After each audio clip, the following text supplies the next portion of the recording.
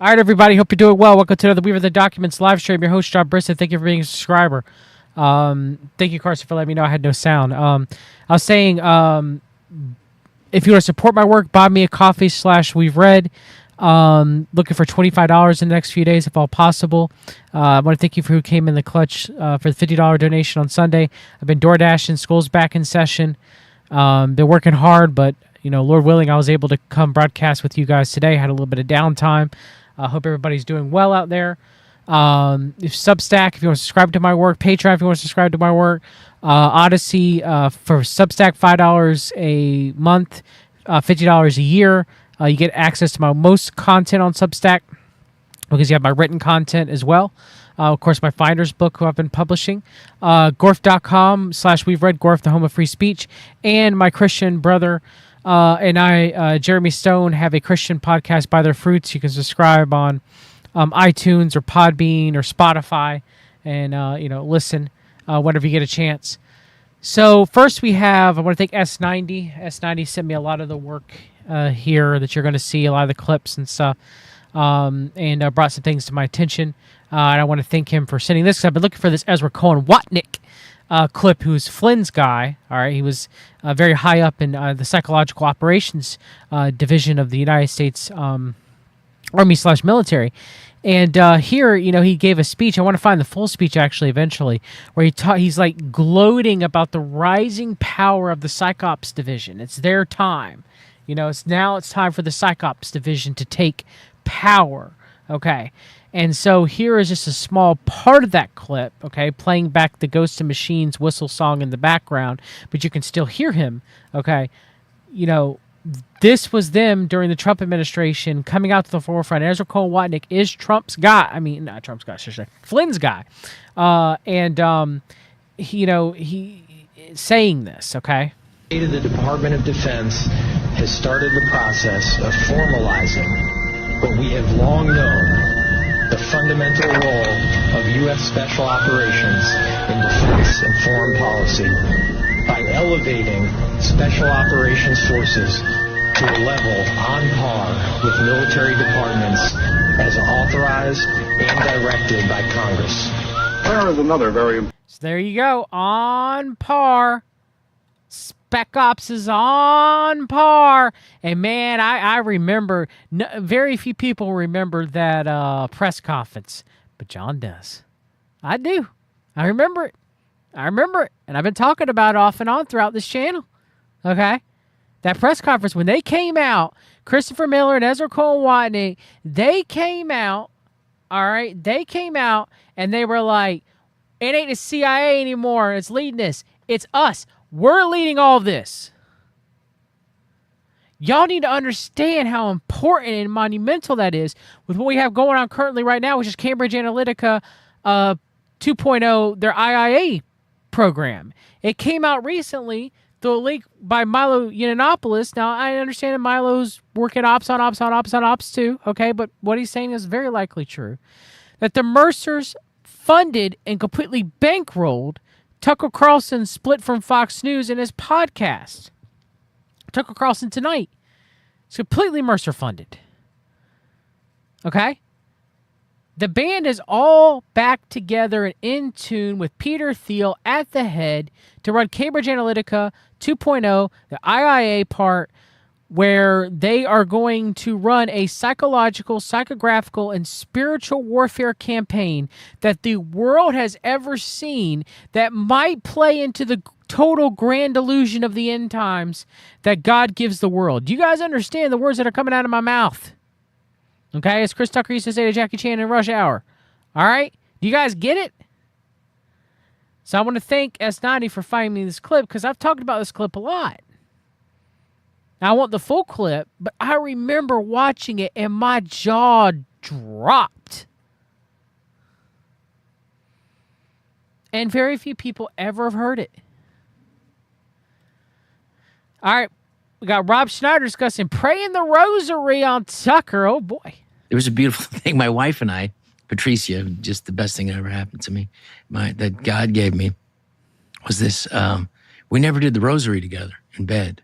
And we never did the rosary together ever. So we were in bed the other night before I flew out here, and let's do it. And we didn't, even remember. No, she didn't remember exactly how to do it. And I'm a new Catholic, so we're literally like going over each bead and doing,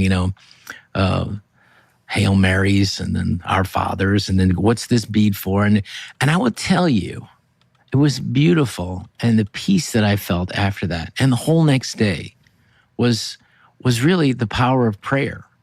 And so, as I hope, I'm praying for my daughter, and I hope that people will pray for her. So even in the midst of that, you found peace. Yeah, I did. Not right away, but I did find. The peace is there for you when you can.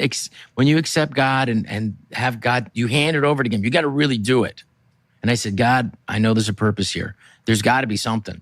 And as soon as I took it out of me and like my heart, my needs, my hurt, my injury, and go, this cannot be what this is about. Again, praying the rosary is utter blasphemy. It's utter blasphemy to pray to Mary. And it's just crazy because you say you praise Mary falsely more than you praise God when you do the rosary. There's more Hail Marys than Our Fathers. Do you understand? You get it? That's crazy.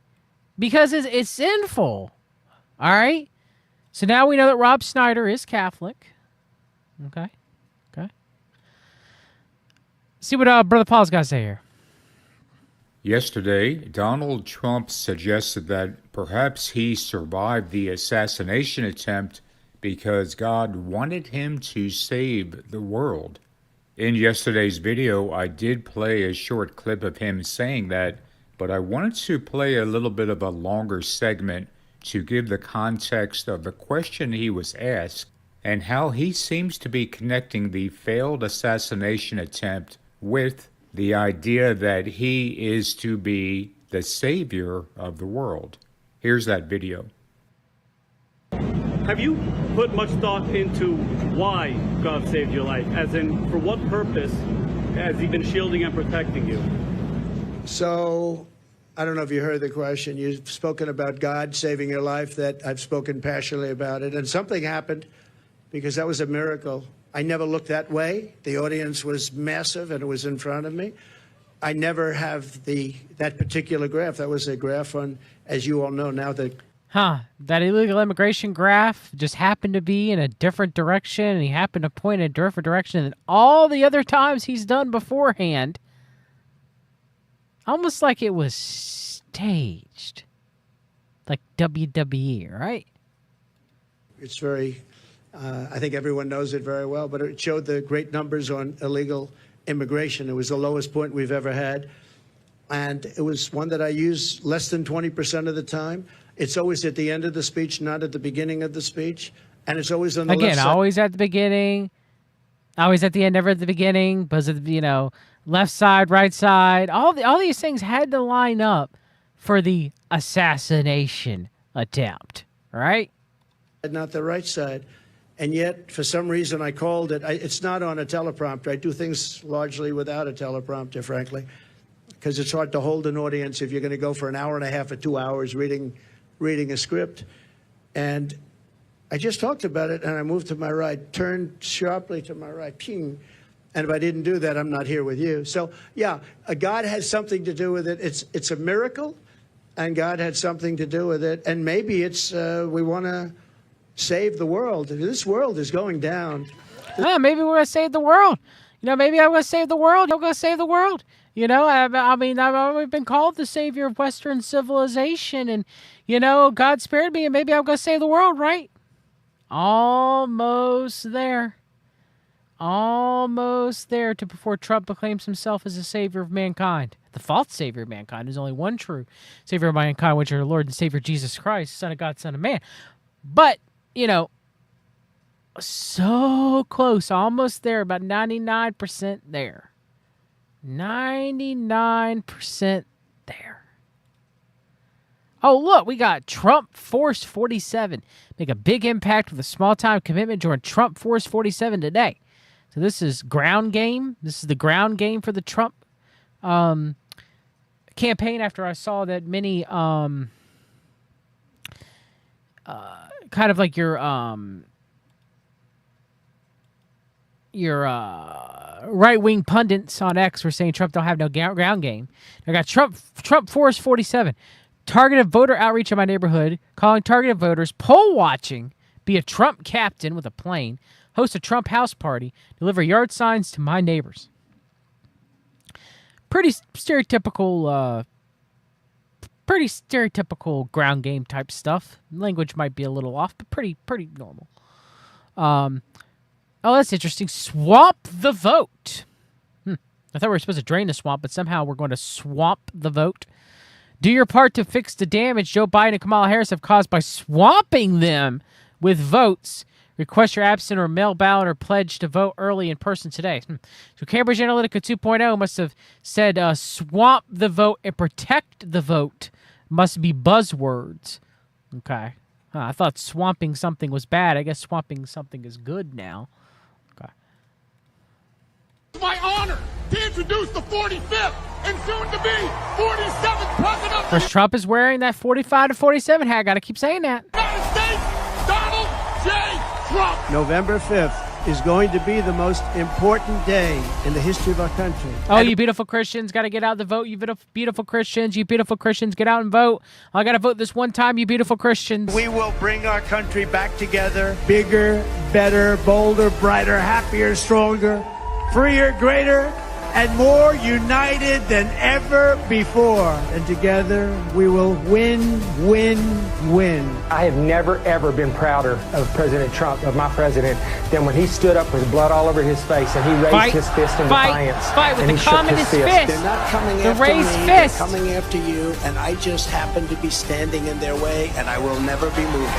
He's not meant to be stopped. He's meant to help fix this country. On November 5th, 2024, we will take back our country and we will make America great again. Join Trump Force 47, baby. Huh. Talking about Trump planes, by the way. A little on a side that I should have added. Donald Trump used Jeffrey Epstein's former jet for campaign appearances. We had the Trump plane incident malfunction and the Vance plane incident malfunction. They keep echoing another attempted assassination on Trump. It seems like they want to keep it in people's fresh in their minds. We have Trump returning to Butler, Pennsylvania in October. Okay. Donald Trump used a plane that was once owned by Jeffrey Epstein, the late disgraced financier and convicted sex offender, to fly several presidential campaign events last weekend. It had been revealed. Former president flew on Gulfstream G550 jet, whose previous ownership was subsequently traced to Epstein after Trump's own private plane, a Boeing 757, known colloquially as Trump Force One, encountered engine problems. The former Epstein jet emblazoned with the slogan Trump 2024 the duration of the ex-president's use. According to Miami Herald, Trump flew from Bozeman, Montana to Jackson Hole, Wyoming. Oh, really? To Jackson Hole, Wyoming. More on Jackson Hole later. Of all the places, Jackson Hole, Wyoming, right? And then Aspen, Colorado for a final trip to Denver on the jet to attend fundraisers, the Republican presidential nominee for November's election. The campaign, of course, denied that they knew that the previous owner for the jet was Epstein. Okay. The campaign had no awareness the charter plane has been owned by Mr. Epstein. A spokesman for Trump campaign told the newspaper, "We heard about the former owner through the media." She said the former Epstein plane was only used for 1 day. So there we have Epstein continuing to be in the minds, the forefront of the media. Continue to report on it. Okay. Oh, so we have, clips of, on Gorf, of course, clips of Trump, talking about, in disgraceful words, our military at this kind of like Israeli pro-Zionist fundraiser that Miriam Adelson was also attending, okay, and it was throwing for Trump.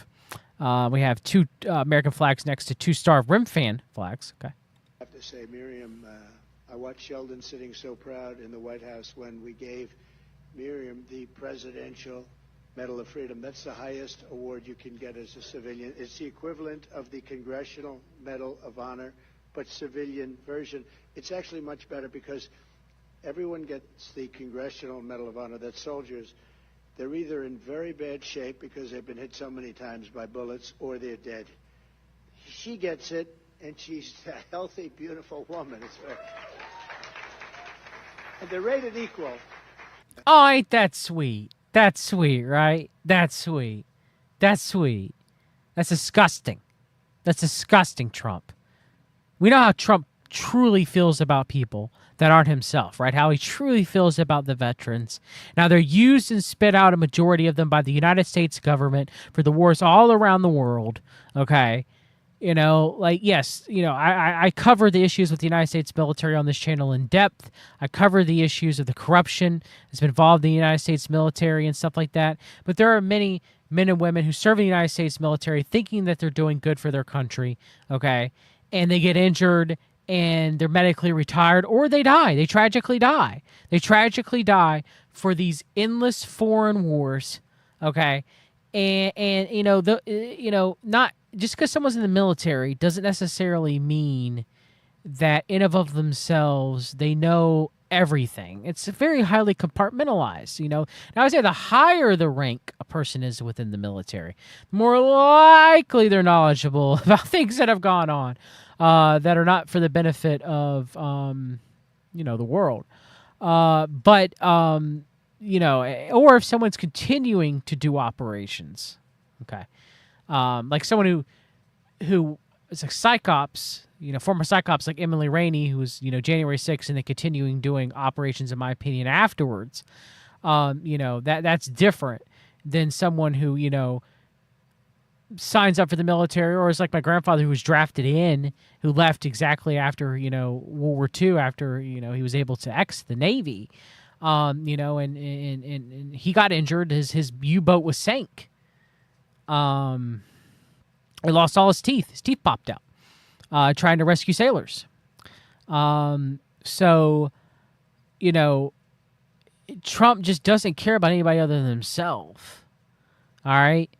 So, you know, we do have to have some sympathy and empathy, you know, for, you know, soldiers. You know, they don't truly they think they're fighting for America. A lot of them do. I see a lot of them here where I live in, you know, in Fayetteville, North Carolina, near Fort Bragg, that, you know, that they come back with medical issues and mental health issues and PTSD, and a lot of them become homeless, and you know, and the VA is not really taking care of them. The government's not taking care of them like they said they were going to, and it's very tragic. It's very tragic, and it's very heartbreaking. And you know, and so, you know, for him to just flippantly, you know, compare someone who's injured like that to Miriam Adelson, who her and her husband Shadel Adelson, as ardent Zionists and Israel Firsters, have done great detriment to the United States populace in the world as a whole, is just to show how bad and rotten Trump's fruits truly are. Whether he's the Antichrist or not, he is an Antichrist. He's just a disgusting human being. And we should pray for him. It's tough, but we should. We should pray for him. You know, I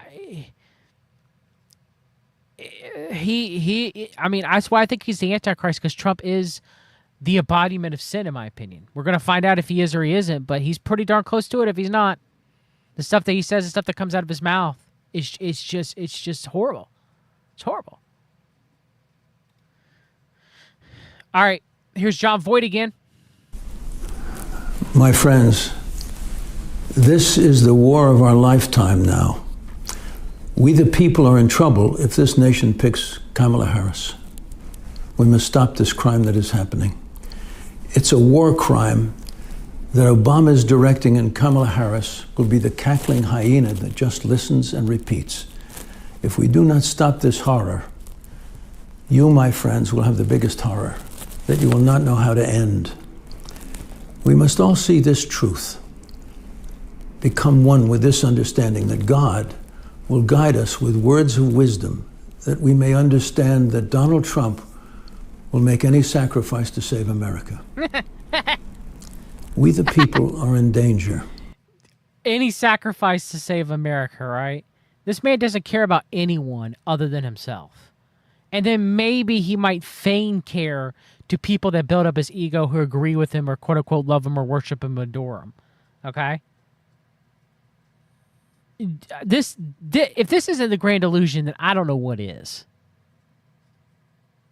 I don't know what is, because you have evangelicals like fawning over Trump, who is a antichrist, if not the antichrist.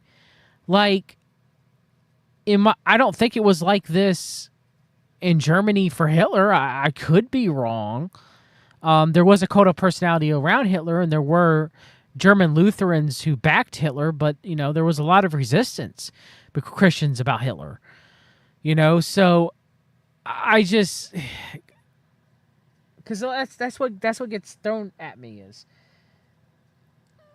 well, in World War II, they thought, you know, Christians thought the world would end, ending, and they thought Hitler was the Antichrist. And I asked my grandfather that before he died in 2018, and my grandpa was just like, no.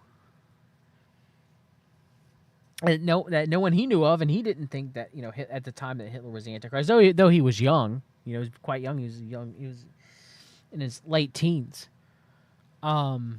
But the amount of worship for Trump is worldwide in a lot of ways. And when, you know, if he is the Antichrist, the world doesn't marvel after him until after he's resurrected by the false prophet, right? That's when the world marvels after the beast. So we'll see. But man, there's a big delusion around him. I'd say that much. A huge delusion. Huge delusion. Where people are worshiping him instead of worshiping God and Jesus. It's crazy. And we must vote for President Trump because he will save this nation. And the left are all afraid of his strength because he is only for the people. He's not for the power, for the greed, the lies, or wanting to destroy one's hard-earned earnings. We must stop this madness now. Our children are in danger. The left is trying to take away your children and turn them into non-binaries. You all on the left, the ones who are my peers that preach, you all know who you are. What have you all learned in this life? Have you learned the lessons that will bring you to the higher place of eternity? This is now all your lessons. For each one who votes against Trump, this will be among the worst crimes that you will see in your lives. And you know why? This nation has criminals killing your child, father, brother, friend, you, because of the... So John Voight claims to be Catholic. Okay, we're going to get to really what he believes in a minute and what he pushes. Okay. And obviously he's 100% in with the Grand Illusion. You know, it's a big part of the Hollywood problems. Okay. The dude is spiritually sick and out of his mind. All right. He's probably demon possessed. He's in the Grand Illusion. Like, you know, he believes in the Great Awakening. I post numerous videos of John Voight. So has Brother Paul for Antichrist 45. Mike from On Point Preparedness. I hope you're doing well. Please pray for Mike. We haven't heard from him in a long time. Hope him and his family are doing well. Used to play clips of John Voight. You know, like, the dude is, like, deep in the delusion. Deep.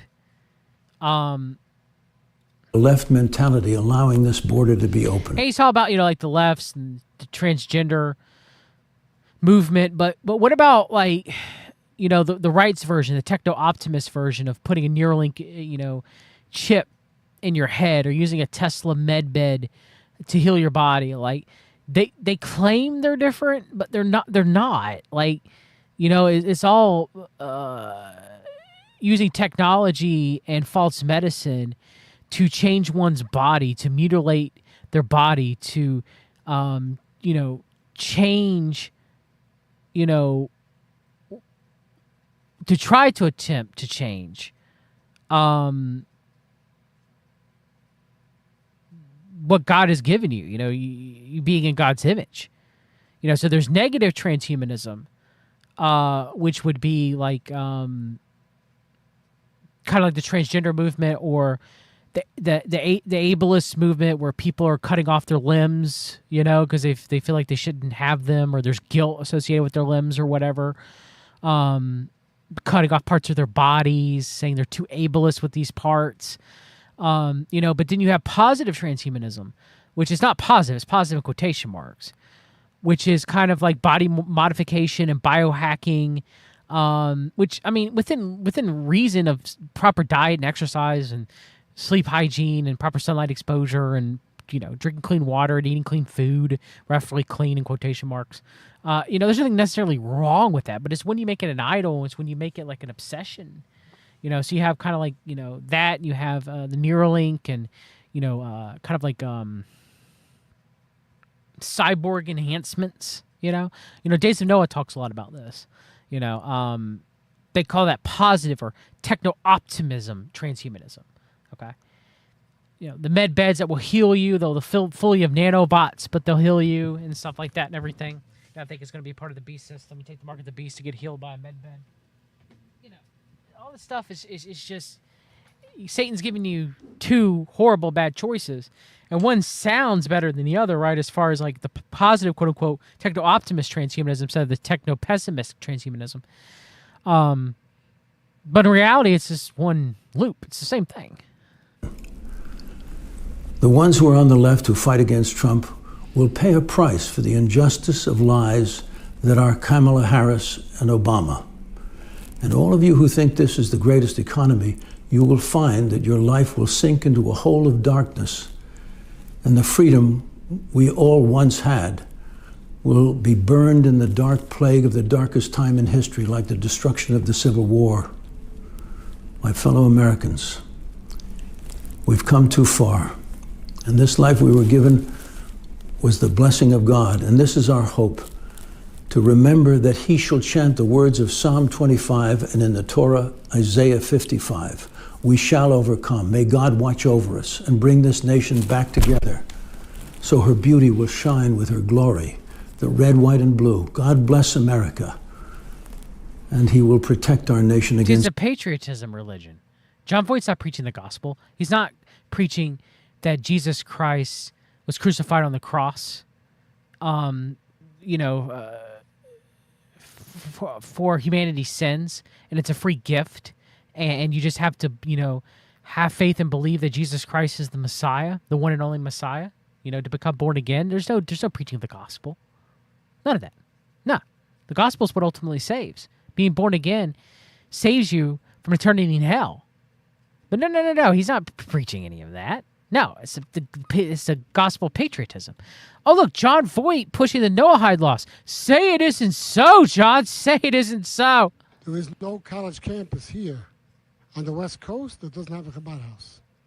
But the Rebbe, who continues to lead this movement, over 5,000 Chabad houses across the globe, anywhere from Ghana to Babroisk, anywhere, Russia, here, there, everywhere.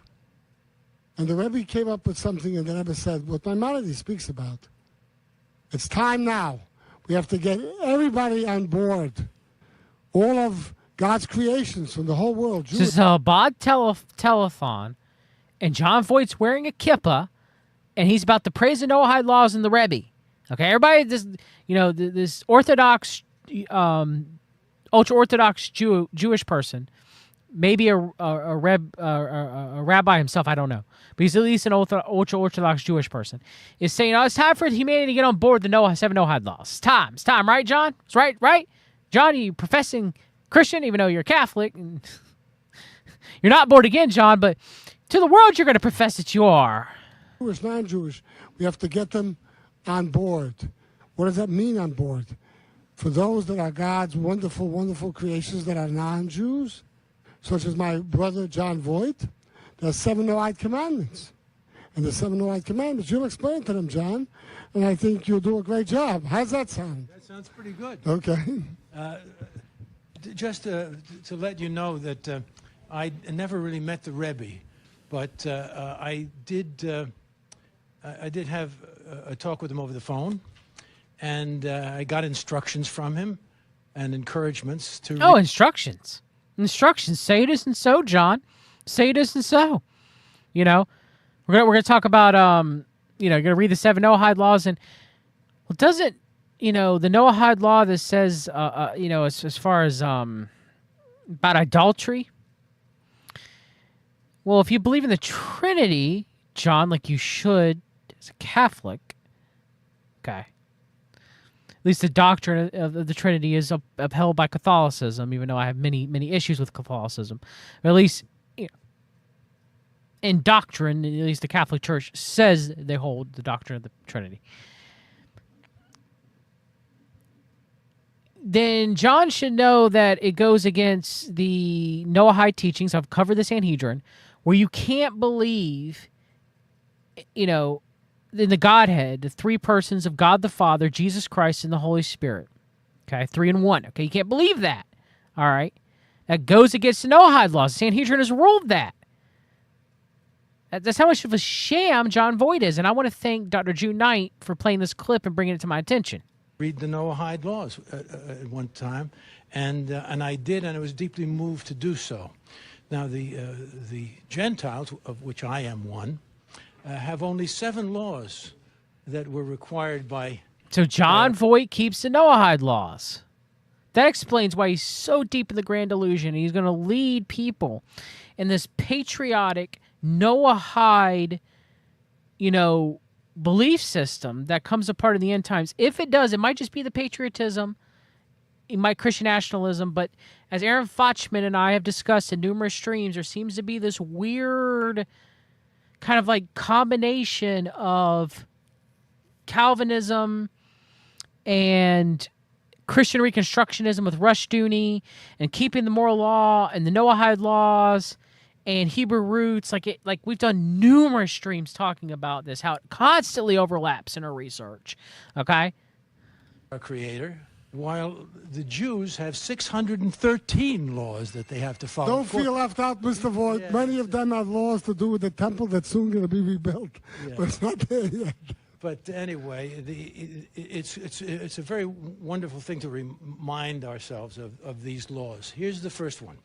Acknowledge that there is only one God who is infinite and supreme above all things. Do not replace that supreme being with finite idols, be it yourself or other beings. This command includes such acts as prayer, study, and meditation. Number 2, respect the Creator. As frustrated and angry as you may be, do not vent by cursing your Maker. All right, I've done shows on the 7 Noahide laws. They're not in the Bible at all. They're unbiblical. They come from the Talmud and other Jewish scholars and writers. They are not biblical. They're not found in the Bible whatsoever, period. Okay, so go back and look at my other streams that I've done on the Noahide laws. It's just, Voight reading them and discussing them and stuff like that and everything. So Voight is a Noahide adherent. Okay, Voight works with Chabad, and Voight has had conversations and friendships with the Rebbe. Okay, never met him in person, but, having to meet someone in person to talk with him. All right? So, I listened to Elon Musk and Donald Trump. There wasn't really anything that really stuck out to me that really made me rush to come tell you guys, except for one part. I think something that I think people can generally understand is that what happens with laws and regulations is that there's more and more of them every year, and unless there's a process to clean them up, eventually everything becomes illegal. You're right. And that actually it slows down the development of new technologies. I mean, if you take the sort of, I think... So they're talking about regulations. They're going to talk about medicine in a minute, okay? They're going to talk about Operation Warp Speed, Operation Tiberius Kirk, right to try. Okay, Trump's going to mention Regeneron, okay, which is the drug that my uncle was given inappropriately in the hospital and died directly because of taking that drug, and I was unable to sue the manufacturer of Regeneron because of the whole, right to try at Emergency Use Authorization Act part, okay? All right, it was inappropriately given to my uncle in the hospital, okay, per the drug insert. He was not supposed to give it to him because he was having breathing issues and was briefly on a CPAP machine, okay? It caused his white blood cell count to go to 0 in the hospital, okay? But, it is what it is. My uncle's in glory. He's in heaven. He's no longer suffering. And one day I will be happy to see him and meet him again in heaven. I think there's room for some reform at the FDA for improving the speed with which we approve drugs that could help save lives and improve people's lives. Yeah. I worked very hard on that. We got that down to the lowest number ever, and we got therapeutics approved in the FDA that people can't even believe the speed. But I took them on. I don't think they like me too much, but I got things approved in the FDA at numbers that they wouldn't believe. And, you know, it's a very bureaucratic group. Actually, it's a fine group of people in many cases. I got to know a lot of them, but I was pushing them really hard for Regeneron, for so many different things that were really pretty amazing. But the FDA takes too long. It's 12 years to get a product approved. I got it down to 4, and I got some things done very quickly. But it's really something that is going to have to be worked on because it takes too long. Just takes too long. It just takes too long, and it's you end up in the same with the approval. But it's just you know, it takes years instead of something that I think could potentially take months. Yeah. And that improves people's lives. I think. Yeah. You know, I just wanted to hop on this point that like there has to be an active process for reducing rules and regulations, because otherwise they just keep building up every year, and you get like hardening of the arteries, and eventually everything's illegal or takes forever, and then we just ossify as a society. We can't make any progress, and it's a really big deal. Well, you know, Elon, just getting back to the FDA for 1 second, I got something done called Right to Try. This is where you can go in, and if you're terminally ill, you can use a space-age, medicine or whatever it may be. We have the best doctors, the best labs in the world. We really do. But people would go to other countries because you couldn't use the product, even if they thought it worked, because it's going through the FDA. I got it approved where you can, you basically, look, nobody wanted it. The doctors didn't want it because of the liability. The country didn't want it, our country, because they didn't want to get sued. These are people terminally ill. The insurance companies didn't want it, and the pharmaceutical companies. Nobody wanted it. I got everybody into a room, and we came up with an agreement that you won't get sued. And also, they didn't want it on their record. If somebody's terminally ill and they die after taking a drug, they didn't want that on their record. So we set a separate list. If somebody was, so it wouldn't count as a negative, okay? And as you know, we got it done. We have saved Right to Try. They've been trying to get this done for 58 years, and it sounds simple, but it wasn't, because of, the insurance companies, nobody wanted it, but we got it done. Somebody signs, you sign a document that you're not going to sue the insurance companies, the country, you're not going to sue anybody, and we got it done, and we're saving tens of thousands of lives. Right to Try. Hopefully you never need it, but if you do, you don't have to travel to Asia. Right. You know, people, if they had money, they go to Asia, they go to Europe. If they don't have money, they go home and die. That's what happened. They'd go home and die. Well, I mean, and actually, to give Europe some props here, it's like if a drug is approved in Europe, which has a crazy amount of regulations, it should obviously be approved in the U.S. I mean, they get more regulations than we do. So why would a drug be approved in Europe and not in the U.S.? That's crazy. Well, we did it. We did something that really, they've been trying to do it for 50 years, and they just couldn't get it done, and I got it done. And it's really something. But you're right. Some people go to Europe because a drug isn't approved here, but it's approved in Europe. And it's a drug that, generally speaking, would work. It's pretty crazy. You're right. And I think so long as people are properly informed of the pros and cons, and like these are the risks, these are the risks. Doctors don't do that. You make your own decision. Doctors don't do that. That makes sense. In general. Well, I think in sort of closing up, and by the way, I'm looking at the numbers. So the main reason why I played that is I wanted to play it in full so you get the context. They're talking about Right to Try. They're talking about the Emergency Use Authorization Act with the Regeneron. Okay. But but also the big buzzword in the whole thing was Trump said space age medicine. Space age medicine. Now, the coming, med beds, the World Future Society technology when it comes to health, the cures that are going to be enveloped with the world under the beast system, the cures that Barbara Marx Hubbard had written about, for example, and stuff like that. We know that they're going to label it as space age medicine because the med beds, Tesla med beds, they make you think of Nikola Tesla, they make you think of Tesla and Elon Musk, but they also make you think of Star Trek with Gene Roddenberry, World Future Society member, the healing med beds in Star Trek, right? So I do believe that these will eventually be a part of the medical part of the beast system. Because, we do know the FDA is corrupt. We know that modern medicine is corrupt. Rockefeller medicine is corrupt, okay? but the medicine they're going to use to replace it is going to be worse because it's going to require you to take the mark of the beast and be able to have access to these life extending, healing, quote unquote, medications and treatments and stuff like that, right?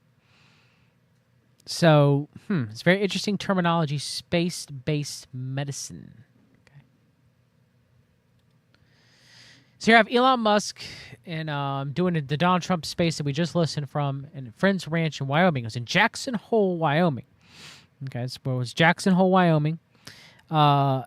It does appear, and S90 has done the research with the specific juts and the range and everything, that it was Charles Hoskinson of Cardano, the cryptocurrency Cardano, was his ranch. Okay, so he says on X, nice ranch, like the woodwork, the person has good taste. Now, Hodgkinson came out and said, well, it's not really my Jackson Hole, Wyoming ranch. It's not mine. Not mine. I was just joking. This is just a joke tweet. You could take it as tongue-in-cheek.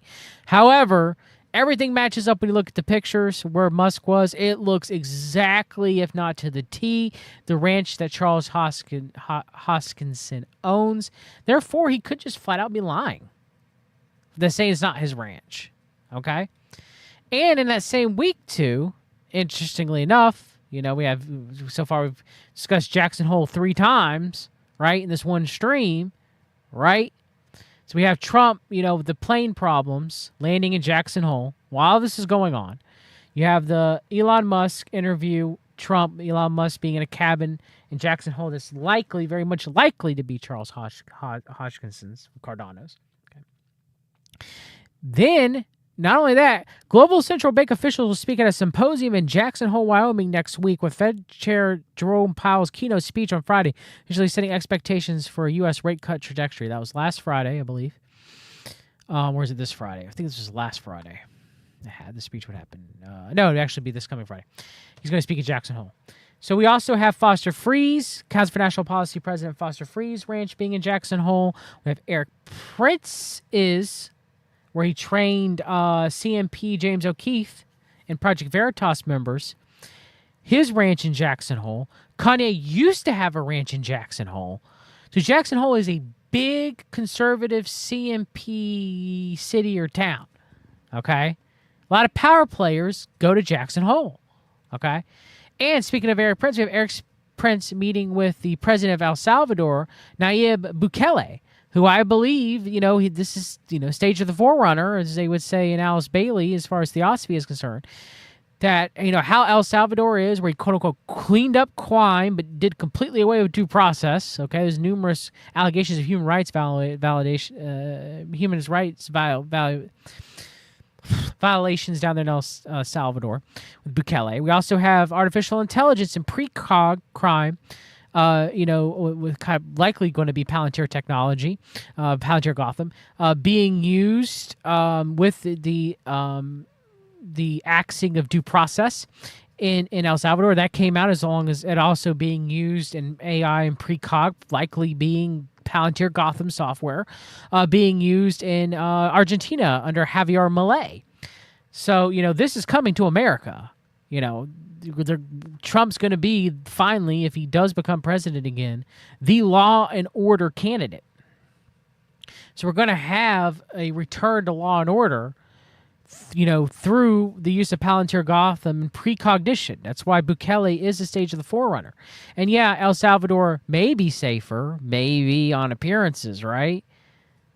But, again, Bitcoin, primary currency. Right, we're going to, plays into the beast system, basket of cryptocurrencies. Thiel might be the power player with that, Peter Thiel. So I do believe that El Salvador, if you want to see what's going to come here in America, and it's not a good thing. Biblically, it's not a good thing because it will be the beast system that eventually encompasses the globe. But, this is the stage of the forerunner. Alice Bailey wrote about. This is the theosophical stage of the forerunner, at least externalization of the hierarchy that's supposed to happen in 2025. How are you, sir? Eric Prince. Real pleasure.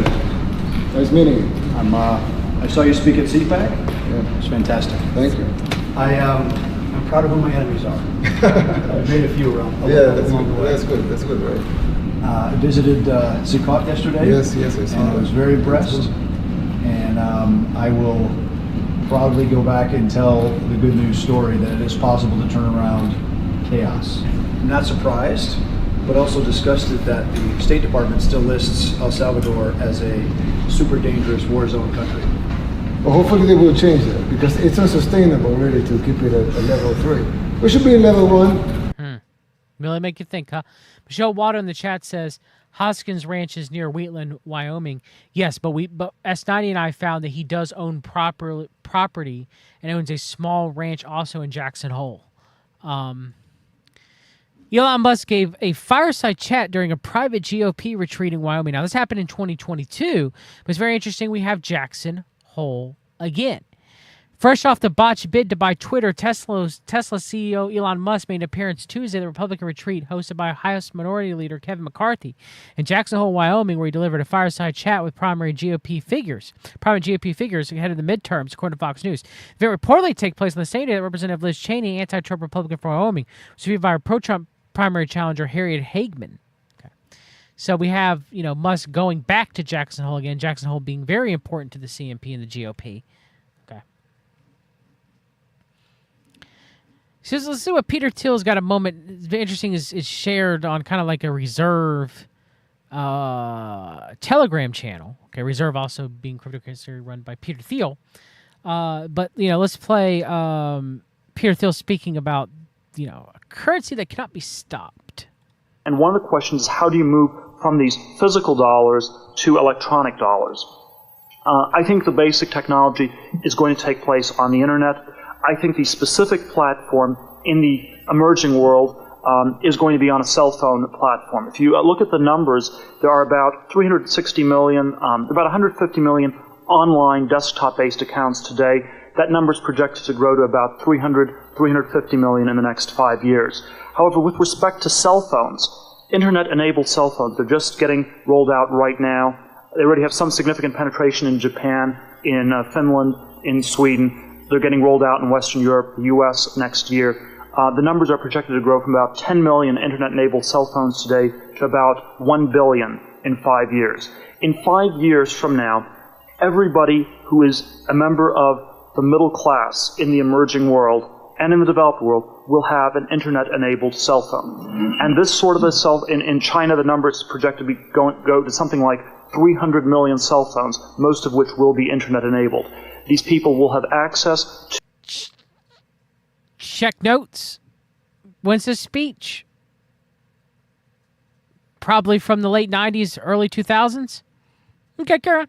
To their bank accounts, and it will be very easy for them to move money into an account in a safe jurisdiction where the banks are not politically controlled, and they will basically be able to completely dollarize the economy. There will be no need to have any rubles or renminbi, and it will be non-traceable. No matter how illegal the Chinese Communist government says it is to hold U.S. dollars, you will have a password on your cell phone, and the only way to stop this process would be literally to shut down the telecommunications network. And that's the kind of choice governments like China, India, some of these other countries are going to face. Pushing China and India. Interesting. Continue. They will either have to shut down the telecommunications network and make it illegal for you to own a cell phone, or they will have to basically give up the kind of monetary sovereignty they've had and the enormous power that they've been able to wield as a result of this kind of sovereignty over the last many years. And I think this process is already full-fledged. The dollarization worldwide is going to be accelerated enormously by the technology. Now, the second theme is a little bit more speculative, and that is that getting rid of money altogether, going from digital dollars, from any kind of government-backed currency to purely private currencies. And what a private currency, or what private money, I think, fundamentally means is that there is no medium of exchange. You exchange value for value rather than exchanging value for something the government says has value for value. And whenever you have this intermediate step of the government saying something has value, that's where you have the subterfuge, the sort of legerdemain come in, the game of musical chairs, where every now and then a chair gets pulled out, and it turns out that you're the one holding a dollar bill that's all of a sudden become worth a little bit less. Also notice he's a little bit better speaker right now than he's been recently, right? He's not as nervous looking, weird looking, right? Huh. What if it's the demons he's possessed with, kind of like showing through his skin and his actions. All the evil actions he's done over the past few years are the reason why he's just so sweaty and nervous and just disgusting looking. All right. And yes, we should pray for Peter Thiel. It's tough for me too because I absolutely despise this man. But we should. And the kind of exchange of value for value, the classic model would have been some sort of a barter model. That obviously has enormous transaction costs associated with it. These transaction costs go down in a digital age. And the kind of model that I think is the most likely to take place is one where you have other kinds of financial instruments that are very, very liquid. The one I would cite in the U.S. would be something like an index on the S&P 500. Or some sort of generalized stock market index, where instead of having currency as being the place where you have value, it is in real property, real companies, things that actually have real value. And tokenization of assets using cryptocurrencies? Anyone? And so that you might conduct business by trading not dollars, but trading little slivers of the S&P 500 or of particularly large stocks like Microsoft or something like that. My guess is that it might be the whole stock market as a whole, and that as you trade these things, that's where you have that becomes in effect a de facto currency. Now, this is still pretty far-fetched, but it is not quite as far-fetched as you might think. And just as we've had people in Russia replace rubles with dollars, we have had people in the U.S. replace dollars with equity. And over the last 20 years, one of the very big sort of financial debates that takes place is whether the U.S. equity market is wildly overvalued or whether it's at a fair value or undervalued or anything like that.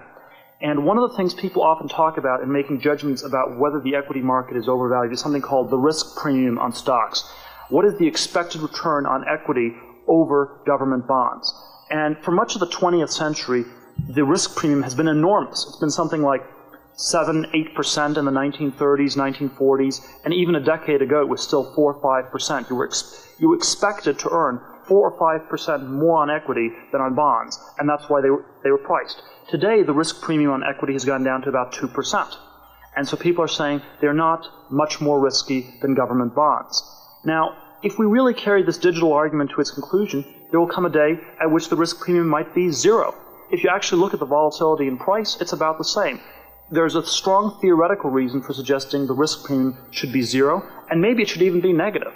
Maybe, at the end of the day, companies like Microsoft and McDonald's and Intel and the whole conglomeration of companies has more intrinsic value than any given government, even the U.S. government. So if you believe that sort of trend is going to take place, we are already starting to see this kind of displacement. And again, it's always a question of whether you want to impute this particular explanation to it, but I think it is one interpretation of what's been happening with the equity markets is that they're basically starting to function as currency. And of course, this is the way people talk about stocks all the time, is that it's driven by liquidity, it's driven by people putting money into stocks. It's interesting because listening to Peter Thiel there, he sounds very intelligent. When we listen to him on Joe Rogan, he sounds like a bumbling fool. So which one's the real Peter Thiel? Okay, not saying I agree with what Peter Thiel said a minute ago, but I think that's him, not this representation. Look, he looks horrid. Not because he's gotten older. He looks bad. Really bad. The wages of sin is death. For us all. Thank God, Jesus Christ paid my debt. We'll go through this. We'll go through this whole 3.5 hours. I'll get down to it. I'll break it in parts. I'll hopefully finish it. A lot of it is boring, but I think it needs to be done. Take care, everyone. God bless. See you soon.